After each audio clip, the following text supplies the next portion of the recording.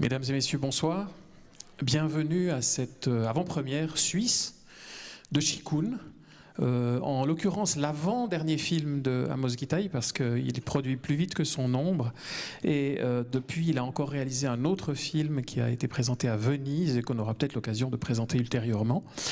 Amos Gitaï, que vous connaissez bien ici dans cette salle et à la Cinémathèque suisse, puisqu'on a eu l'occasion de l'inviter plusieurs fois, qu'on a réalisé une rétrospective de l'ensemble de son œuvre, qu'on a contribué même à une exposition qui a eu lieu ici à Lausanne au musée de l'Élysée, puisqu'il s'appelait encore le musée de l'Élysée. Donc c'est vrai qu'Amos Gitaï est une personne connue ici, et il a aussi des liens assez forts avec la Suisse, liés à son père qui a passé par la Suisse après avoir quitté l'Allemagne, enfin parti du Bauhaus en Allemagne pour fuir le nazisme.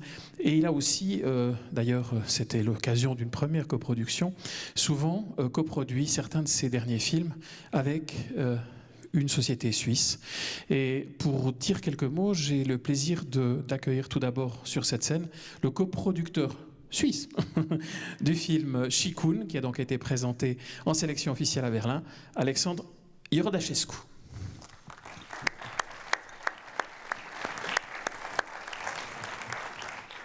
Merci beaucoup Frédéric.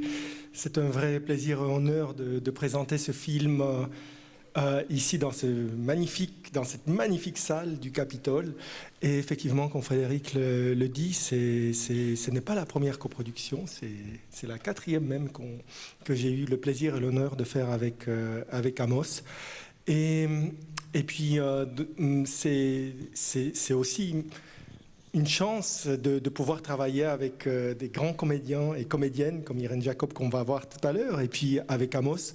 Et pour nous, c'est aussi une reconnaissance en fait de ce travail et la capacité de faire des œuvres qui sont singulières, qui résonnent profondément, et j'espère que vous allez apprécier cette œuvre.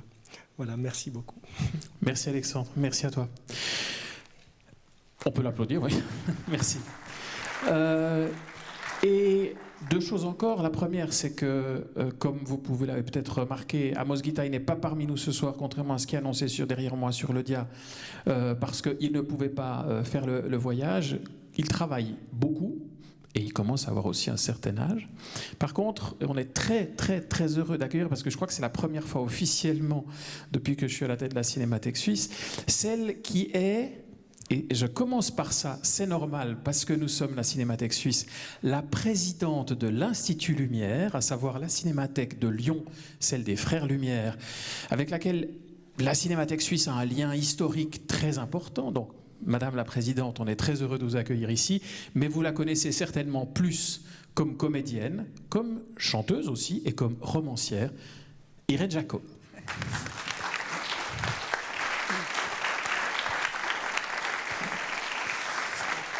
Merci. Merci Alexandre, merci Frédéric de nous accueillir ici. Vraiment, c'est waouh, cette salle, c'est quand même exceptionnel. Et je te disais que quand tu vois une salle pareille, on se dit juste j'ai envie d'habiter à côté de la Cinémathèque pour pouvoir venir ici le plus souvent possible. En tout cas, voilà, présenter ce film ici.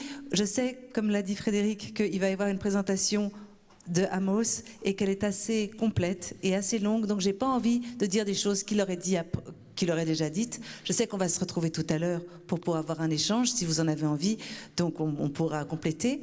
Mais je sais qu'il y a certaines choses qu'il n'a pas dites et que je pense peuvent être une bonne, conduite aussi de lecture dans le film.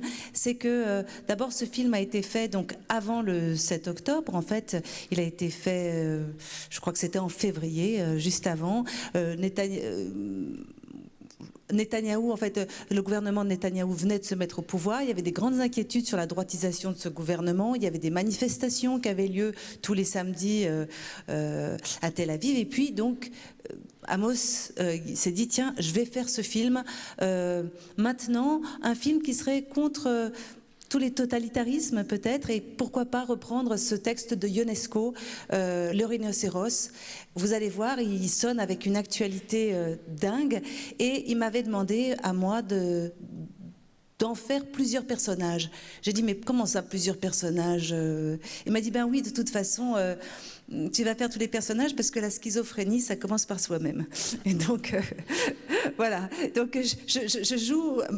Alors, je lui ai dit, mais comment je dois faire quand je dois faire plusieurs rôles? Je dois me mettre comme ça, puis comme ça. Il m'a dit, non, non, tu dis tous les rôles comme ça. Effectivement, ça donne une espèce déjà de schizophrénie. Je trouve très moderne la façon dont il a pensé Rhinocéros. Vous allez voir dedans des textes aussi de Musil, de Mahmoud Darwich. Il y a des comédiens, comme d'habitude dans tous les films d'Amos, qui sont et palestiniens et israéliens. Ça parle arabe, yiddish, hébreu, anglais, français pour moi. Et d'ailleurs, à la sortie, les distributeurs ont dit, est-ce qu'il faudrait peut-être parfois sous-titrer en italique quand c'est en arabe et en droit quand c'est en hébreu pour que les gens sentent bien la différence. C'est vrai que pour un public non averti, vous vous rendrez peut-être pas compte qu'il y a des scènes qui sont dites parfois le même texte en arabe, le même texte en hébreu. Et Amos a dit, mais non, je ne vais pas sous-titrer, je ne vais pas souligner cette différence. Cette différence, si les gens la sentent très bien, sinon, voilà. Et, donc, il y a des textes qui sont d'une... Amira Ras, qui est une journaliste de gauche très engagée aussi, de Robert Musil, je l'ai dit, je crois déjà. Et je voulais vous dire aussi qu'on a commencé sans... presque production, même s'il y avait toujours, évidemment, même quand on dit sans production, il faut quand même une production, parce qu'il y a quand même beaucoup de choses, mais au début, ça a été à l'arrache, on est parti sur un week-end où on a fait ce premier plan séquence que vous allez voir, c'est un plan séquence de 30 minutes, en un week-end, enfin, je veux dire, on ne devrait pas dire le temps. Amos n'aime pas qu'on dise que ça, c'est pas... Mais parce que le temps ne fait rien à l'affaire. Pour lui, il y a 40 ans de réflexion derrière. Donc, c'est vrai que c'est comme ça qu'on faut le sentir. Mais le premier plan séquence fait 30 minutes et c'était tellement excitant pour nous de passer comme ça à travers, c'est dans un même couloir. Il avait vu ce couloir de Beersheva qui était un HLM, qui était tout droit, et il se disait, j'ai envie de ce couloir, d'un plan séquence qui ferait tout ce couloir, parce que c'est comme la pensée unique. C'est voilà, c'est un HLM en fait. Shikun, ça veut dire plus ou moins ça, abri, habitation, voilà, sociale. Et en fait, c'est l'idée. Voilà, un HLM, dans ce même couloir se croisent toutes ces populations. Et voilà, je vous en dis maintenant pas plus, puisque Amos va en dire beaucoup. Et on se voit tout à l'heure si vous en avez envie. Je me permets juste de dire que ce n'était pas sans production, mais sans beaucoup de financement, parce que ces œuvres singulières, parfois, c'est vraiment très compliqué à faire. Mais on met beaucoup d'enthousiasme, de sueur et de plaisir. Ah oui, attends, parce que ce qu'il faut dire une chose ensuite, c'est qu'ensuite on est revenu. Oui. Ça, c'était le premier plan séquence. Et ensuite, on est revenu pour un vrai tournage qui s'est tourné dans la gare Et grâce à ces financements, on a pu faire cette fois-ci une semaine de tournage ou plus, puisqu'on ne va pas parler. Mais ensuite, il y a toute la post-production. C'est ce que tu dis. Ça coûte toujours énormément d'argent. Et il fallait être derrière et d'une façon aussi très rapide, parce qu'il ne voulait pas attendre que le financement, c'est-à-dire qu'il y avait une urgence qui était quand même une situation politique dont il fallait parler à ce moment-là. C'est la force d'Amos, d'empoigner des réalités et tout à coup de pouvoir s'imprégner et venir avec une proposition artistique qui, vous allez le voir, résonne d'une façon absolument dingue encore aujourd'hui avec la réalité. Ces intuitions-là, c'est pour ça que j'adore accompagner des grands artistes, parce qu'ils arrivent à tout à coup à sortir des cases, mais à venir avec une intuition et une pertinence qu'on ne retrouve pas toujours dans des œuvres qui sont peut-être faites d'une façon plus structurée. Sortir des cadres, tu as vraiment raison. Et là, en tout cas, bravo aussi justement à des producteurs d'arriver aussi avec, sans cette préparation longue derrière et se dire, OK, on arrive parce que c'est maintenant. Et voilà, de pouvoir accompagner un projet dans cette urgence-là aussi. Tout à fait. Merci également aux quelques fonds suisses qui nous ont soutenus. Il y a, vous allez voir, Cinéforum, quelques fonds qui ont le courage de se lancer parfois dans des aventures folles, et puis on leur est très reconnaissant, et je pense que ça vaut la peine. Voilà. Et puis juste une toute petite chose, je voulais dire, quand le film est sorti, c'était bien sûr, ça n'a rien à voir. Aujourd'hui, la situation, on peut se dire, est tellement, encore différente, abracadabrante, terrible. Et Amos disait, mais de toute façon, avec le Moyen-Orient, on ne peut jamais coller à l'actualité. On peut juste dire ce qu'on est à un moment. Et vous allez voir que dans ce film, on sent déjà potentiellement, en fait, aussi toute la tension. Voilà, Mais pour moi, qui n'y ai pas participé, mais c'est au public après de le décider, mais disons pour moi, curieusement, le film a été présenté en première après les événements du 7 octobre à Berlin, avec sur scène des comédiens, comme tu l'as dit, israéliens et palestiniens, et toi et plein d'autres personnes qui ont participé à ce moment à Berlin. Et en même temps, quelque part, son intemporalité fait qu'il gagne encore plus d'actualité et résonne aujourd'hui, quand on le voit, encore plus fort par rapport au moment où vous l'avez fait. Oui, et c'est vrai qu'aujourd'hui, où on peut dire que la parole, parfois, c'est très difficile pour les artistes israéliens aujourd'hui. On n'a pas envie de les entendre forcément, mais Amos échappe à ça parce que ça fait 40 ans qu'il œuvre pour ce dialogue, 40 ans d'une œuvre qui cherche toujours la possibilité de la paix. Ouais. Mesdames, Messieurs, on vous laisse en compagnie d'Amos Gitaï et ensuite de son film, et on revient pour en parler encore avec Irène, si vous le voulez bien, et si vous avez des questions à lui poser aussi, ce sera l'occasion. Merci.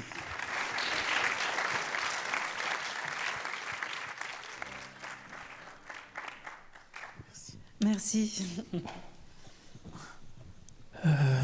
C'est toujours un peu difficile de parler. On vous posera on passera le micro dans quelques instants, mais avant ça, je vais peut-être te poser quelques questions. Peut-être juste pour rebondir sur ce que tu disais au début par rapport à la naissance du projet et au fait que ça s'est fait au fond très vite. Mais comment s'est passé au fond, comment Amos t'a demandé d'entrer dans ce projet? Comment ça s'est passé juste avant? Et puis après, ce serait bien que tu nous racontes aussi comment ça s'est passé ces fameux premiers jours de tournage. C'est vrai qu'il a proposé à chacun de travailler sur des choses différentes. Donc moi, de travailler sur le texte de Rhinocéros, d'en proposer des extraits. Et ça, c'était pour le premier plan séquence que vous avez vu de 30 minutes. Et d'autres avaient travaillé sur d'autres textes. Il y avait aussi des improvisations, comme cette femme qui devient prof d'hébreu pour migrants. Il y avait cette Ukrainienne aussi qui est venue chanter. Enfin, il y avait comme ça différentes possibilités, comme un puzzle qu'il a associé. En fait, il disait ce serait comme une tour de Babel où on entendrait toutes ces langues sur ce couloir même, où il y aurait une espèce de, comme une pensée unique qui voudrait formater en fait tout ce monde-là. Et donc ensuite, il a fallu trouver comment allait ça s'organiser. Donc ça pendant une journée, il a essayé de mettre en scène, il a mis en scène carrément avec la caméra aussi évidemment, qui rentrait, qui sortait, comment ça se plaçait. Et ensuite, tu me demandais combien on avait fait de prises. On avait dû faire à peu près 8 prises, je dirais, quelque chose comme ça. 8 prises. Pas toutes entières. Et en fait, on venait regarder la prise tous ensemble, toute l'équipe technique et toute l'équipe des acteurs, ce qui était assez sympathique. Comme ça, on était tous autour du moniteur pour savoir, toi, il faut que tu rentres plus tard, là, il faut que tu fasses ceci. Et vraiment, on avait vraiment l'impression de faire Moi, j'avais vraiment l'impression de faire un geste de cinéma qui était fort, parce que vraiment, dans un plan séquence, s'il y a quelqu'un qui se plante, je veux dire, tout le monde se plante, quoi. C'est très, très, très exigeant, et pour l'équipe technique, et pour les éclairagistes, et le preneur de son, et on passe comme ça, et on va devant la caméra, et on repasse derrière, et voilà, c'était fait avec cette espèce d'équilibre-là. Voilà. Mais quelle part justement d'échange vous aviez? Parce que finalement, Amos Gitaï avait-il une idée très précise de ce qu'il voulait de chacun de vous, ou bien ce que vous avez amené au fond à travers les textes que vous avez pu choisir, ou en tout cas les éléments que vous avez apportés, le jeu? Parce que toi-même, dans le film, tu développes des performances qui sont assez impressionnantes. Alors, comment s'est élaborée la relation, au fond, avec lui? À la fois dans ce premier week-end ou 2 jours de travail, et après, dans le reste du tournage.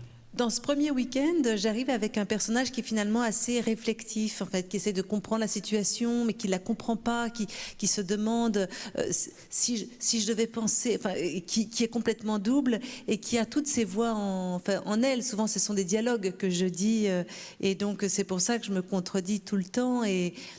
et j'ai un personnage un peu presque... Tout d'un coup, quand on a commencé, Amos s'est dit, Mathias, tu pourrais faire le fil rouge d'une certaine façon, un personnage un peu comme un somnambule, qui a des insomnies, qui n'arrive pas à dormir, qui sait pas très bien. Et puis ensuite, quand on a arrêté ces 2 jours donc de tournage où il y a ce premier plan séquence de 30 minutes, là, on a eu un mois où moi j'ai retravaillé aussi d'autres scènes et là, effectivement, c'est devenu quelque chose de plus actif dans le jeu. En tout cas, pour moi, on était dans cet endroit qui est assez exceptionnel.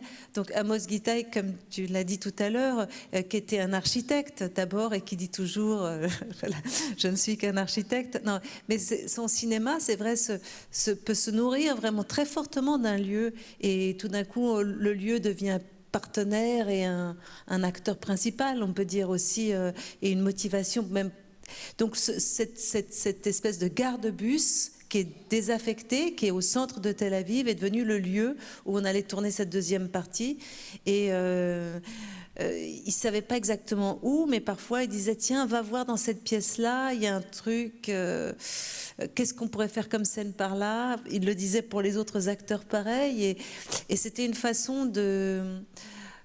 c'est vrai que c'était une drôle de façon de travailler, parce que c'était, on n'était pas, on pouvait pas se préparer d'une façon certaine, mais en même temps, Amos Gitaï disait que la situation était telle qu'il n'avait pas envie de faire un film raisonnable ou raisonné, qu'il avait vraiment envie d'essayer de laisser, ça intéressera les psychanalystes que je connais dans la salle, mais voilà, il disait qu'il voulait vraiment faire ce film avec une part d'inconscient aussi, une part de...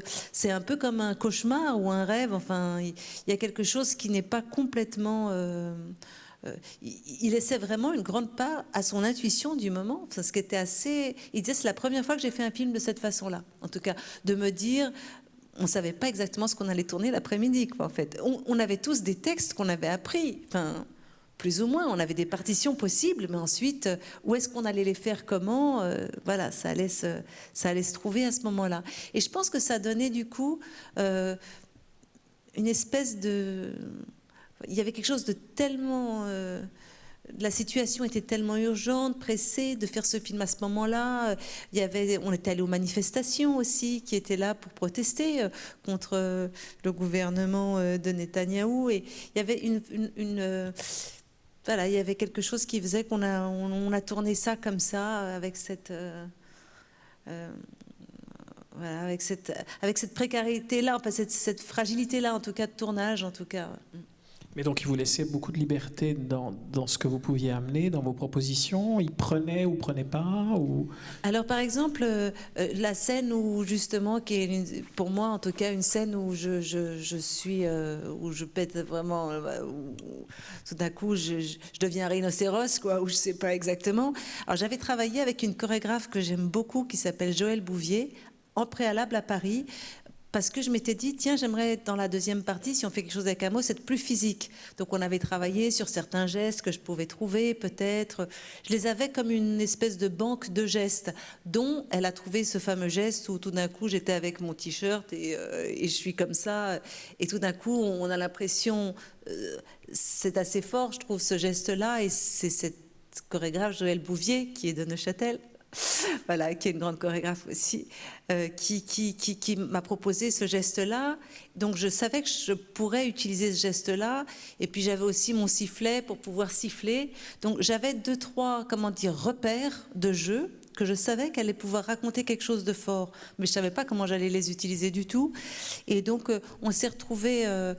Amos m'a dit, tiens, va voir ce lieu. C'était un lieu dégueulasse avec une espèce de flaque d'eau purulente, il y avait des chauves-souris, il y avait vraiment, c'était pas très agréable comme lieu. Puis il y avait ces 2 enfants qui étaient très charmants. Tu as parlé tout à l'heure, Frédéric, de cette bibliothèque qu'on voit, enfin cette librairie qu'on voit dans le film. C'est une librairie qui existe vraiment au milieu de cet endroit complètement désaffecté, abandonné. Tout d'un coup, il y a cette librairie yiddish, comme il y a d'autres... au milieu de lieux abandonnés, il y a un petit endroit pour faire une psychothérapie entre couples. Et puis, c'est un lieu où il y a vraiment différentes choses comme ça. Et donc, ces deux enfants étaient de cette librairie.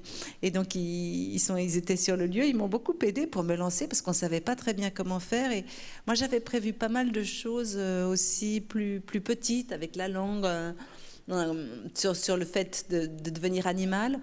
Mais le lieu était tellement grand que je me faisais bouffer complètement, en fait. Et on a fait 2 prises comme ça, où il ne se passait pas grand-chose. Et on a regardé, puis Amos, il m'a dit « Ouais, il faut faire plus large, n'est-ce pas? Parce que le lieu est très large. » J'ai dit « D'accord. » Donc, je savais juste qu'il fallait y aller, quoi, qu'il fallait envoyer. Et donc, voilà. Et on a fait cette 3e prise, qui était celle que vous avez vue.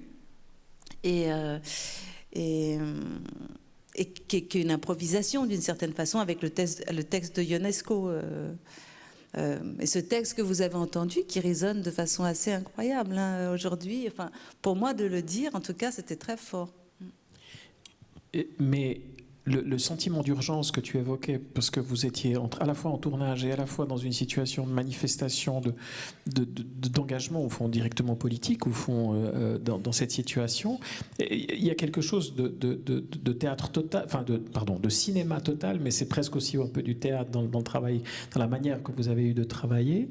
Et comment toute l'équipe fonctionnait entre elles par rapport à ça? Parce qu'au fond, vous étiez des gens d'origine très différentes, avec, comme tu le dis d'ailleurs à un moment donné dans le film, avec des langues aussi différentes, donc vous ne vous compreniez pas forcément tous. Donc comment ça se passait en fait, ce groupe de gens qui finalement apprend à vivre ensemble, parce que c'est vraiment ça, le film quelque part travaille sur cette notion de vivre ensemble ou de la difficulté de vivre ensemble, et comment ça se passait au fond dans la réalité à la fois du tournage et aussi de l'activisme que vous avez pu mener? Bah, c'est vraiment, tu as raison quand tu dis ça, ce vivre ensemble qui fait partie de tous les films d'Amos avant. Et donc, parlons de cette actrice palestinienne Bahira Ablassi.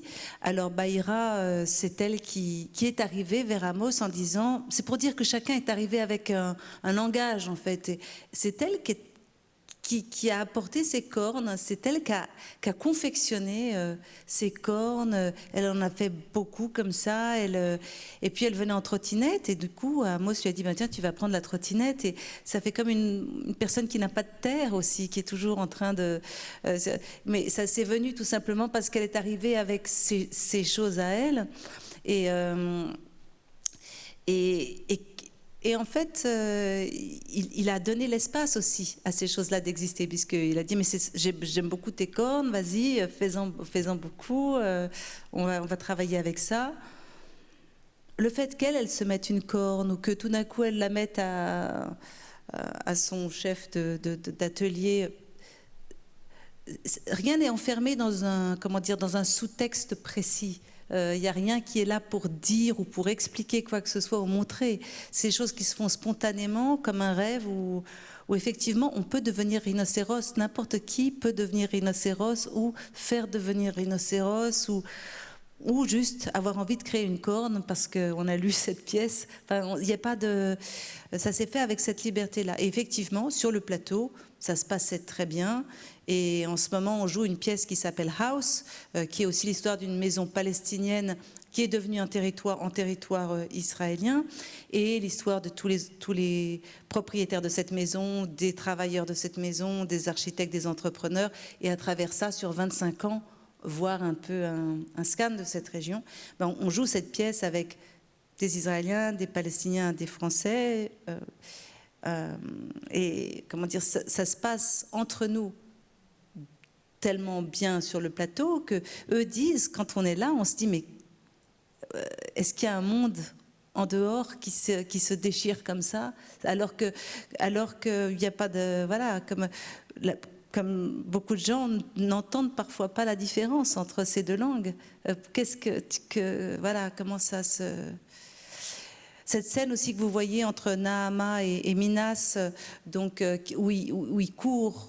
Voilà, c'est un article de journal où il parle justement, un collectif justement qui disait justement, qui appelait déjà au réveil alors avant tout ce qui se passe aujourd'hui, mais Dieu sait si ça fait longtemps que ça existe, mais et puis les mêmes phrases sont dites dans ces deux langues, et voilà, cette envie bizarrement de les voir courir maintenant en disant ça, tout d'un coup aussi cette urgence dont tu parles, Frédéric, c'est tout à fait ça, quoi. Il y avait une urgence qui était dans l'air, en tout cas qui était complètement palpable, puisque...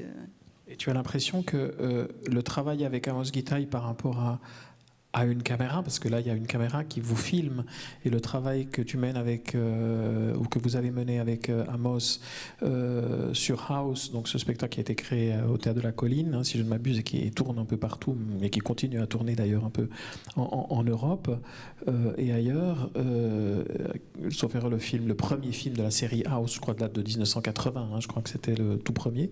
Oui, et puis on est invité à la Colline par Wajdi Mouhammad, metteur en scène libanais, qui était assez fascinant.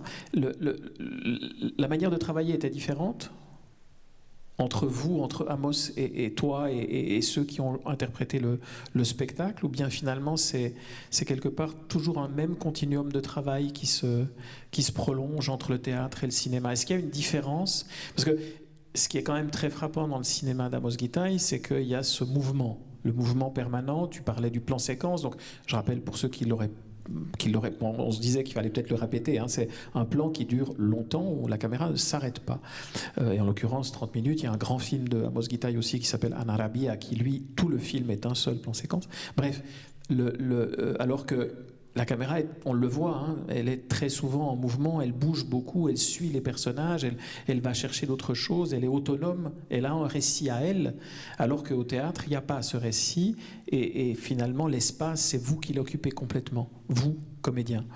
Donc, est-ce que tu as le sentiment qu'il y a un travail de création d'acteurs, d'actrices différent? Oui, d'abord, la musique, c'est très important aussi pour lui. On a à chaque fois travaillé avec Alexei, aussi ce musicien qui crée cette partition, et dans les spectacles, il y a toujours un côté opératique. Enfin, il y a un chœur, il y a des musiciens, il y a une espèce de... Ensuite, c'est différent, évidemment, de travailler. Alors, tu as raison, la caméra de Éric Gauthier, parce que si nous, on était en train d'improviser un peu, le chef opérateur complètement aussi. C'est-à-dire que Amos parle pendant la prise en disant filme ici à droite, redescend. Il y a toute une chorégraphie qui se fait aussi sur le moment. C'est vraiment... c'est assez incroyable, la concentration et la fluidité aussi qu'il faut pour ça. Mais comme tu disais aussi, Frédéric, comme tu parles de ces temps qui étaient tendus en arrivant déjà là-bas, c'est très difficile de tourner. Pour moi qui n'y connais pas beaucoup de cette situation, je travaille tout à coup avec Amos Gitaï qui a passé 40 ans de sa vie à travailler là-dessus, et il y a la confiance, je pense, pour les comédiens, aussi bien palestiniens, israéliens ou français aussi, de se dire mais on travaille avec quelqu'un qui a une pensée longue sur qui est son grand-père, et c'est quelque chose qui... il a une réflexion politique qui est de longue haleine en fait, et qui est rassurante, parce que ce serait très difficile de travailler avec quelqu'un qui arriverait avec un film sur cette situation. Enfin, ce serait et le fait qu'il ait essayé de faire ce film avec justement sans faire quelque chose de réfléchi, d'écrit, mais justement de se dire on va le faire maintenant, comme un pirate presque, de se dire bon. Vous voyez par exemple, le film se termine sur ce tableau où on voit beaucoup de femmes. Et en fait, ces femmes, ce sont des pionnières, en fait, des pionnières de l'État d'Israël qui sont venues avec une envie souvent de gauche, athée aussi, parfois. Enfin, je veux dire, cette idée laïque, en tout cas, laïque plutôt. Une envie vraiment c'est comme si tout d'un coup ces femmes-là qui étaient venues sur cette terre avaient été, qu'est-ce qu'elles diraient aujourd'hui en fait de cet idéal qu'il y avait. Mais ce tableau, il se trouve qu'il était dans cette espèce de... par hasard, dans cette espèce d'endroit où on tournait. Tout d'un coup, Amos a vu ce tableau quelque part dans un décombre et il a dit, tiens, on va le mettre à la fin, puis toi tu vas passer devant et ça va se passer comme ça. Et donc c'était une façon de réfléchir presque comme quelqu'un qui ferait un pot dentaire d'une façon assez rapide et décider certaines choses, mais avec cette intuition. Une intuition nourrie de beaucoup de travail, mais enfin, voilà, ça crée comme ça ces images-là. J'ai peut-être encore une question avant de passer le micro au public, mais qui rebondit exactement sur ce tableau, qui est justement la question des femmes. Parce que quand même, le film tourne beaucoup autour des femmes. Ce sont les femmes qui portent la parole, ce sont les femmes qui agissent, comme ces pionnières que tu as évoquées. Et il y en a beaucoup dans l'histoire du cinéma de Amos. Il y a sa mère, il y a Jeanne Moreau, d'autres grandes comédiennes aussi qui ont beaucoup travaillé avec lui. Mais la figure de la femme, toi, tu le perçois comment, en tant que femme, justement, en tant qu'actrice? Comment tu le perçois et comment lui le voit? Comme si finalement, elles sont un peu porteuses d'un espoir aussi, d'une certaine façon. Oui, en tout cas, c'est vrai que pour moi, quand il m'a dit tu vas faire tous les rôles de rhinocéros, il y a des rôles d'hommes et des rôles de femmes que je prends en compte. Parce qu'il y a une femme qui s'appelle Daisy dans les rhinocéros et j'ai cru que ce serait ça mon rôle. Et le fait que tout d'un coup, je devienne tout ça... je trouve c'est vrai, il fait des beaux rôles de femmes en général dans tout son cinéma. Les femmes ont toujours eu une très belle place. Il aimait beaucoup sa maman, Fratia, dont il a fait, dont il a beaucoup il fait beaucoup d'hommages aussi à cette maman qui était aussi très engagée politiquement, comme ses grands-parents.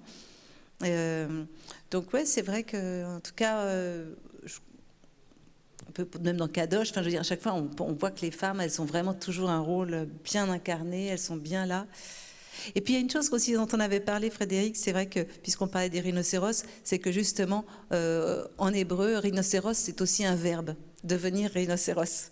Alors voilà, c'était quelque chose qui l'avait touché, justement, cette façon voilà. Et au moment du gouvernement Netanyahou, beaucoup de journaux parlaient du rhinocéros, en fait. C'est comme ça que ça lui est venu, en fait. Il s'est dit, tiens, et si je faisais un film avec rhinocéros? Mais ça voulait dire quoi, en fait? En hébreu, ça signifie quoi? Ça veut dire devenir rhinocéros. Je crois que c'est sur UNESCO. C'est donc devenir... tendance totalitaire, en fait. D'accord. Donc c'est vraiment la relecture de Ionesco qui est restée dans la langue. Est-ce qu'il y a des questions? Est-ce qu'on peut allumer un peu plus la salle pour que voilà, merci. C'est gentil parce qu'on ne voit pas. Levez la main, il y a un micro qui circule. Si n'hésitez pas. Lancez-vous. Courage. Sur le tournage, sur le film, sur autre chose, sur la carrière d'Irène Jacob, longue et importante. Madame, ici. Madame, merci. Merci. Bonsoir, merci beaucoup, ça a été magnifique. Je n'ai pas compris. Dans le journal, il y avait des références à l'œuvre de Ionesco avant le tournage? Oui. Ah. Oui, d'ailleurs, je crois, de souvenir, il y a certains articles qu'on entend justement où on dit devenir rhinocéros. Oui, bien sûr, il y avait une...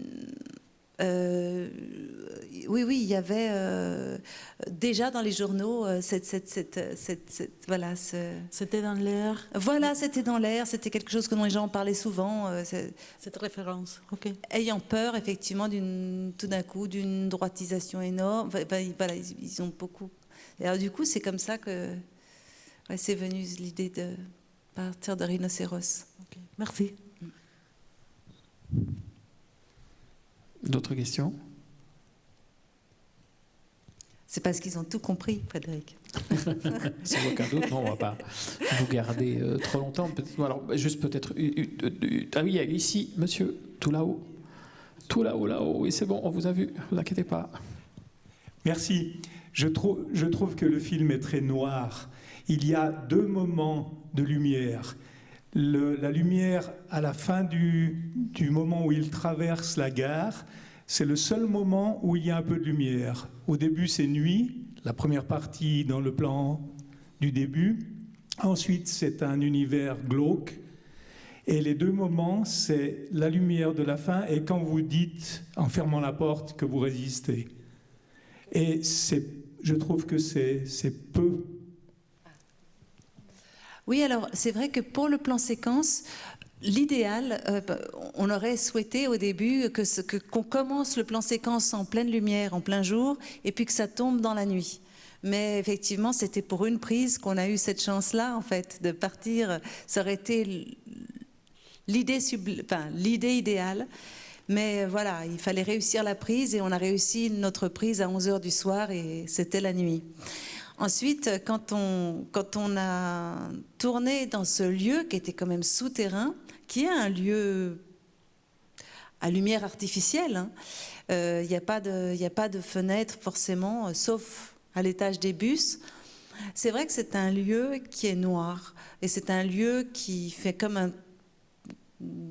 On a un sentiment d'abandon, et qui est une image en fait d'une situation ou d'un état qui trouve pas sa lumière, en tout cas tel qu'il le souhaiterait, c'est sûr. Alors c'est pas pour faire un film noir, mais c'est pour exprimer en tout cas un état en tout cas de chaos. Oui.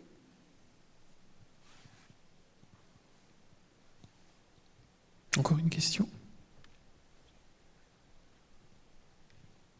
Si moi j'en ai juste une, alors pour terminer, après on va peut-être en rester là, mais c'est peut-être de dire que vous allez repartir sur un projet de théâtre, de nouveau, toujours avec Amos Gitaï, bientôt, et ce sera une adaptation d'une autre série de films de Gitaï portés de nouveau au Théâtre de la Colline. Enfin, je ne sais pas si on peut en parler officiellement, ouais, mais je crois qu'il l'a déjà dit. Donc, c'est vrai que ce film, donc, il a été présenté au Festival de Berlin en février. Oui. Et puis, depuis, comme tu l'as dit... il en a refait un. On a fait un autre film qui s'appelle « Pourquoi la guerre ?» qui est adapté d'une correspondance Einstein-Freud, qui se sont écrits deux grandes missives sur pourquoi la guerre. Et chacun essayant d'y répondre, ou plutôt d'ouvrir les questions, puisque ça reste une question, évidemment, mais une question qu'on peut porter avec soi quotidiennement. Et c'est Mathieu Amalric qui joue Freud et Michel Escaut qui joue Einstein. Et puis moi, dedans, je porte les paroles de Virginia Woolf et de Susan Sontag, de nouveau des belles femmes, c'est vrai, enfin qui réfléchissent aussi à pourquoi la guerre d'un autre point de vue, du point de vue féminin. Et puis maintenant, et donc ce film était à Venise. Et là maintenant, c'est vrai qu'on prépare une autre pièce qui s'appelle Golem, adaptée aussi d'une trilogie d'Amos. Et de nouveau, c'est avec les mêmes distributions, et des acteurs palestiniens et israéliens et français. Et c'est sur Golem, la naissance d'un golem. C'est sur la création et peut-être donc la création, la destruction aussi, enfin les deux. Quoi. Ce dont parle d'ailleurs très bien Freud dans Pourquoi la guerre, comment ça se fait que l'homme est aussi bien porté à l'éros et à construire qu'à détruire et comment ça, voilà. Donc là maintenant c'est Golem. Golem, c'est en fait un personnage d'argile que les hommes auraient créé pour se protéger et qui n'a pas d'âme et donc qui peut se rebeller contre lui, contre son créateur. Voilà, c'est un thème qui a été beaucoup utilisé dans beaucoup de contes, de mythologies comme Frankenstein, Pinocchio, enfin je veux dire, voilà. Mais qui est aussi l'idée de l'intelligence artificielle, peut-être, quel est cet autre nous que nous créons, qui va être nous-mêmes sans âme et qui peut aussi se rebeller, possiblement. Donc bientôt au cinéma Why War, Pourquoi la guerre, et au Théâtre de la Colline à partir de février, donc à Paris, et après en tournée peut-être aussi en Suisse. Merci beaucoup en tout cas Frédéric, c'était vraiment chouette d'être ici avec vous. Et puis en ce moment j'ai eu l'occasion de passer pas mal de temps par ici puisque je tourne à Saillon, juste à côté, une série pour TF1. Qui s'appelle... Et la télévision romande aussi. Et la télévision romande, puisque c'est TF1 international avec la télévision romande. Et c'est un plaisir de tourner ici, franchement, d'être en Suisse. Tellement beau pays. Donc à bientôt. Et puis je rappelle aussi que Irène Jacob joue dans le film En voyage avec Rendez-vous avec Pol Pot de Ritipan qu'on a présenté ici même et qui a été longuement programmé ici à la Cinémathèque. Et encore une fois, avec Ritipan, c'est un réalisateur qui a consacré aussi toute son œuvre aussi à la réconciliation d'un peuple vraiment divisé, puisqu'ils ont connu une révolution où certains étaient du côté des Khmers et d'autres des opprimés. Et finalement, il a fallu faire la paix. Et toute son œuvre aussi essaye de se poser la question de cette réconciliation. C'est pas toujours dans la lumière, mais enfin, ça la cherche tout de même.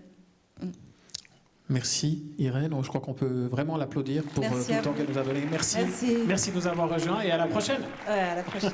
Merci.